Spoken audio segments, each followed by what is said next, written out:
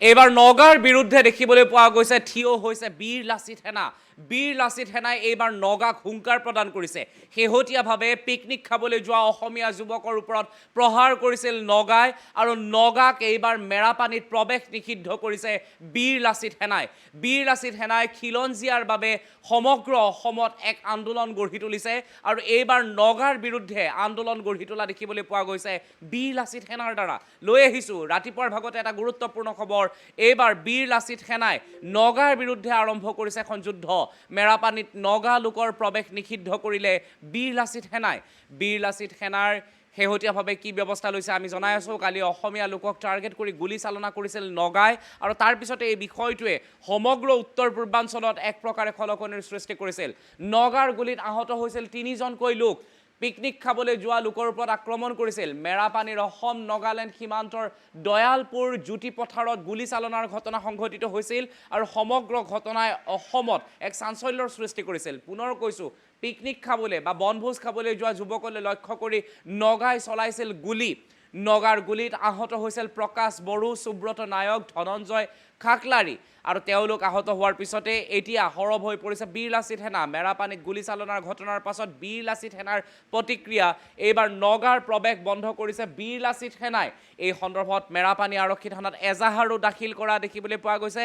3জনকৈ অসমৰ যুৱক সেই ঠাইলৈ বনভোজ খাবলৈ গৈছিল আৰু তেওঁলোকক গুলীচালনা কৰিছিল নগাই। মেৰাপানীত নগা লোকৰ প্ৰৱেশ নিষিদ্ধ কৰিলে বীৰ লাচিত সেনাই। গুৰুত্বপূৰ্ণ খবৰ আমি আপোনালোকৰ বাবে লৈ আহিছোঁ। কালি অসমীয়া লোকক টাৰ্গেট কৰি গুলীচালনা কৰিছিল নগাই আৰু নগাই গুলীচালনা কৰাৰ পিছত এতিয়া এজাহাৰ দাখিল কৰা হৈছে আৰু লগতে নগাৰ প্ৰৱেশ নিষিদ্ধ কৰিছে মেৰাপানীত এতিয়া বীৰ লাচিত সেনাই। নগাৰ গুলীত আহত হৈছিল 3জনকৈ অসমৰ লোক। মেৰাপানীৰ অসম নাগালেণ্ড সীমান্তৰ দয়ালপুৰ জ্যোতি পথাৰত সংঘটিত হৈছিল গুলীচালনাৰ ঘটনা আৰু নগাৰ আক্ৰমণত আহত 3জন লোকৰ হৈ এতিয়া আৰক্ষী থানাত এজাহাৰো দাখিল কৰা হৈছে আৰু এই 3জন ব্যক্তি গৈছিল বনভোজ খাবলৈ সীমান্তত আৰু তেতিয়াই নগাই আক্ৰমণ কৰিছিল এই 3 ব্যক্তিক। আমাৰ ওচৰত কিছু ভিজুৱেল আহি পৰিছে। এয়া বীৰ লাচিত সেনা নিশাৰ ভাগতে গৈ আৰক্ষী থানাত উপস্থিত হৈছে আৰু বীৰ লাচিত সেনা ইতিমধ্যে মন্তব্য কৰিছে যে অসমীয়াৰ গাত হাত তোলা কাকোৱে সহ্য কৰা নহ'ব। গতিকে বীৰ লাচিত সেনাই এই সন্দৰ্ভত একশ্যন ল'বৰ বাবে সাজু হৈছে। মেৰাপানী সমূহীয়া স্বাস্থ্য কেন্দ্ৰত অৱশ্যে আহতসকলক চিকিৎসা কৰা হৈছে। আমি দৃশ্য দুটাকৈ দেখুৱাইছোঁ। এফালে চিকিৎসালয়ৰ দৃশ্য য'ত গুলীচালনাত আহত হোৱা 3 অসমীয়াৰ চিকিৎসা প্ৰদান কৰা হৈছে আৰু আনফালে এনেদৰে থানাত গৈ এজাহাৰ দাখিল কৰাৰ লগতে এক প্ৰতিবাদমুখৰ পৰিৱেশৰ সৃষ্টি কৰিছে বীৰ লাচিত সেনাই। শেহতীয়াভাৱে নগাৰ আক্ৰমণত আহত হৈছিল 3জনকৈ অসমৰ লোক আৰু তাৰপিছত নগাৰ আক্ৰমণৰ পিছতেই এতিয়া বীৰ লাচিত সেনাৰ হুংকাৰ যে মেৰাপানীত প্ৰৱেশ কৰিব নোৱাৰিব নগাই।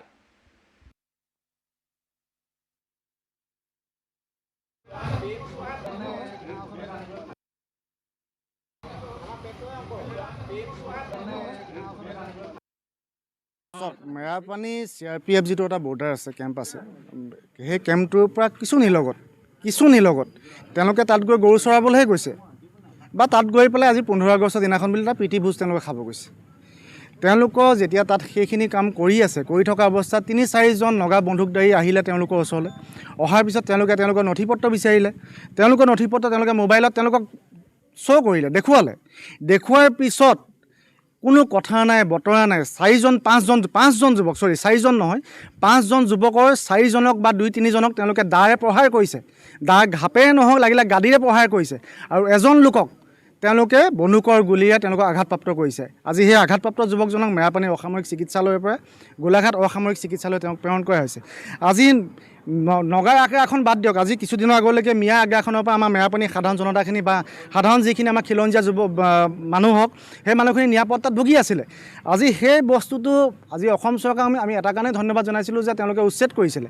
উচ্ছেদ কৰাৰ পিছত আজি মিয়াৰ উচ্ছেদ হোৱাৰ পিছতো নগাৰ আগ্ৰাখনটো কিয় বৃদ্ধি পাইছে তেতিয়াহ'লে? আজি এদিন দুদিনৰ কথা নহয়। আজি বছৰ ধৰি মেৰাপানীৰ সাধাৰণ জনতাই এই সমস্যাত ভুগি আছে। এইখিনিৰ পৰা নিৰাপত্তা কোনখন চৰকাৰে আমাৰ সাধাৰণ জনতাক দিব? আমাৰ প্ৰশ্ন আছে তাত। যদি এনেকৈ চলি থাকিবলৈ হয়, অহা কালিলৈৰ পৰা মেৰাপানীৰ সাধাৰণ যিখিনি খিলঞ্জীয়া ৰাইজ আছে, সাধাৰণ জনতা আছে, তেওঁলোকৰ লগত বীৰ লাচিত সেনা অসমে স্পষ্টকৈ আমি কৈ দিছোঁ, তেনেকৈ হ'লে নগাৰ আগ্ৰাখনো বা নগাৰ এণ্ট্ৰি আমি মেৰাপানীত নিষিদ্ধ কৰি দিম। স্পষ্ট কথা এইটো। অকল মেৰাপানীতে নহয় ৰঙাজান সব সকলো পথ বন্ধ সকলো জেগাত বন্ধ হৈ যাব। আমি শান্তি সমিতি আমি শান্তি সমিতিত চলা মানুহ, আমি অসমীয়া সাধাৰণ মানুহখিনি আমি সদায় শান্তি ঐক্যতা সম্প্ৰীতিত চলা মানুহ, সদায় কিমান চলিম। আজি এই বস্তুটো যদি সুযোগ বহিৰাগতই যদি লয় তাৰ বিৰুদ্ধে আমি সদায় আছোঁ আৰু সদায় মাত মানিম। দৰকাৰ হ'লে তাৰ এগেইনষ্টত আমি ফাইট কৰিবলৈ ৰেডি আছোঁ। চব মেৰাপানী CRPF যিটো এটা বৰ্ডাৰ আছে, কেম্প আছে, সেই কেম্পটোৰ পৰা কিছু নিলগত তেওঁলোকে তাত গৈ গৰু চৰাবলৈহে গৈছে, বা তাত গৈ পেলাই আজি 15 আগষ্টৰ দিনাখন বুলি এটা প্ৰীতি ভোজ তেওঁলোকে খাব গৈছে। তেওঁলোকৰ যেতিয়া তাত সেইখিনি কাম কৰি থকা অৱস্থাত 3-4জন নগা বন্দুকধাৰী আহিলে তেওঁলোকৰ ওচৰলৈ। অহাৰ পিছত তেওঁলোকৰ নথি-পত্ৰ বিচাৰিলে। তেওঁলোকৰ নথি-পত্ৰ তেওঁলোকে মোবাইলত তেওঁলোকক শ্ব' কৰিলে, দেখুওৱাৰ পিছত কোনো কথা নাই বতৰা নাই। 5জন যুৱকৰ 4জনক বা 2-3জনক তেওঁলোকে দাৰে প্ৰহাৰ কৰিছে। দা ঘাপেৰে নহওক লাগিলে গাড়ীৰে প্ৰহাৰ কৰিছে, আৰু এজন লোকক তেওঁলোকে বন্দুকৰ গুলীৰে তেওঁলোকক আঘাতপ্ৰাপ্ত কৰিছে। আজি সেই আঘাতপ্ৰাপ্ত যুৱকজনক মেৰাপানী অসামৰিক চিকিৎসালয়ৰ পৰা গোলাঘাট অসামৰিক চিকিৎসালয়ত তেওঁক প্ৰেৰণ কৰা হৈছে। আজি নগাৰ আগ্ৰাখন বাদ দিয়ক, আজি কিছুদিনৰ আগলৈকে মিয়া আগ্ৰাখনৰ পৰা আমাৰ মেৰাপানী সাধাৰণ জনতাখিনি বা সাধাৰণ যিখিনি আমাৰ খিলঞ্জীয়া মানুহ হওক, সেই মানুহখিনি নিৰাপত্তাত ভুগি আছিলে।